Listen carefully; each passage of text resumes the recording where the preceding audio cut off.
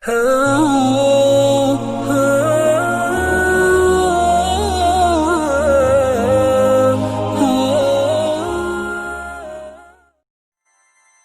Nabi Hud alaihi salam. Setelah peristiwa banjir besar berakhir, Nabi Nuh dan pengikutnya memulai kehidupan yang baru dalam keimanan yang tinggi kepada Allah Subhanahu wa Ta'ala tanpa gangguan orang-orang kafir. Keturunan mereka kemudian menyebar ke berbagai wilayah yang luas. Ad adalah keturunan Nabi Nuh dan putranya Sam bin Nuh. Keturunan Ad kemudian dikenal sebagai kaum Ad. Kaum Ad bertumbuh tinggi besar, kuat, dan cerdas. Mereka tinggal di daerah dekat Yaman. Kaum Ad dianugerahi Allah daerah yang subur, sungai-sungai yang mengalir, kebun-kebun yang luas, dan hasil bumi yang melimpah. Kaum Ad pandai dalam tata kota dan pemerintahan. Mereka mahir membuat bangunan-bangunan tinggi, megah, dan indah dari gunung pasir di puncak-puncak bukit. Mereka juga membuat benteng-benteng yang kokoh dan saluran irigasi dan kolam-kolam. Ternak mereka pun berkembang dengan baik.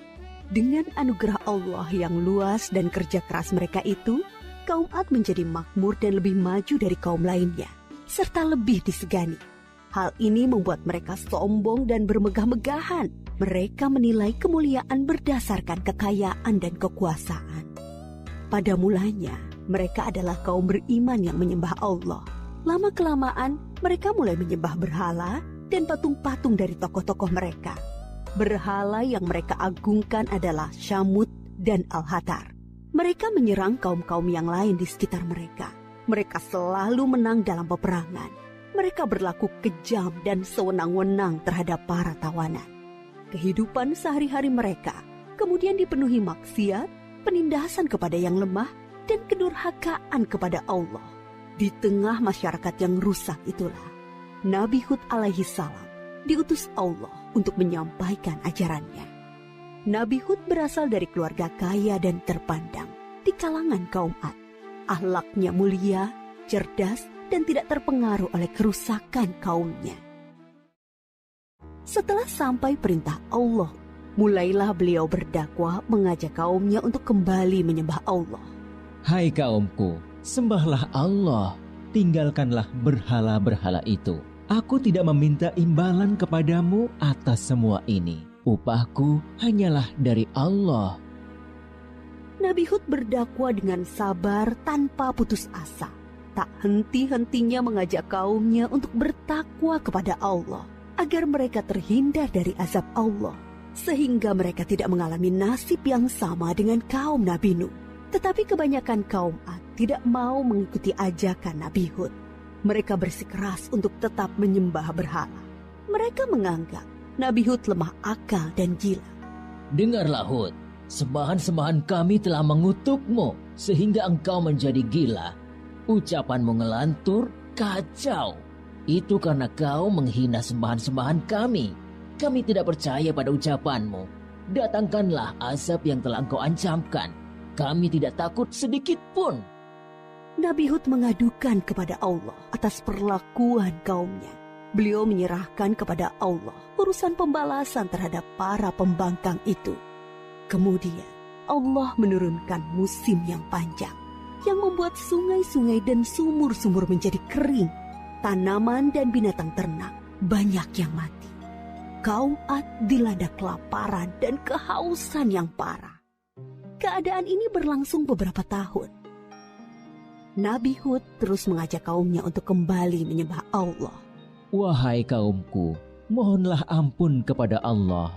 Niscaya Dia akan menurunkan hujan yang lebat dan menambah kekuatanmu. Tetapi kebanyakan dari kaum Ad itu tetap pada kesesatannya.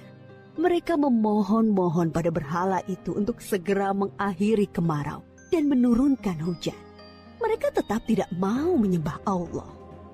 Akhirnya tibalah ketetapan Allah, yaitu azab yang diancamkan kepada mereka. Muncul awan hitam membentang di langit. Gumpalan awan hitam itu sangat tebal dan luas. Orang-orang kafir melihat awan hitam itu sangat gembira. Mereka berlarian sorak-sorai menyongsong awan itu. Mereka mengira hujan lebat akan turun sebentar lagi. Sesembahan kita telah mengabulkan doa kita. Hujan akan turun.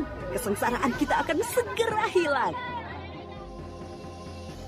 Ternyata dugaan mereka salah besar.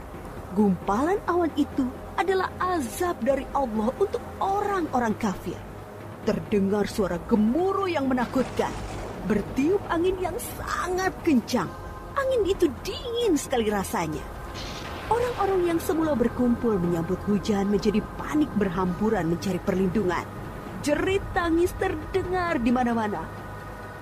Tolong! Oh, dingin sekali. Ampun! Aku tidak tahan. Tolong! Orang-orang itu putus asa dan menyesal. Tetapi sudah terlambat. Angin dingin itu bertiup luar biasa kencangnya. Selama 7 hari 8 malam.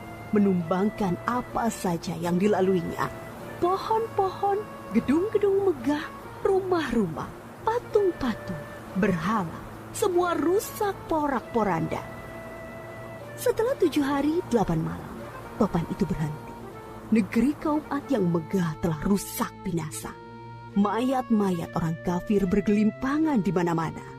Tubuh yang tadinya gagah perkasa menjadi seperti batang pohon yang lapuk. Hanya Nabi Hud dan pengikutnya yang diselamatkan oleh Allah dari azab itu. Mereka kemudian hijrah ke Hadramaut, membangun kehidupan baru di sana. Mereka hidup sejahtera dengan beriman kepada Allah Subhanahu wa Ta'ala.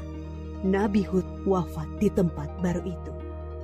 Kisah Nabi Hud mengajarkan kepada kita bahwa kekayaan, kepandaian, kekuatan tubuh yang dibangga-banggakan kaum Ad akhirnya musnah. Kesombongan dan kesesatan kaum mereka mengundang amarah Allah. Kita harus menjadi umat yang maju dan kuat, tetapi jangan meninggalkan keimanan dan ketakwaan kepada Allah.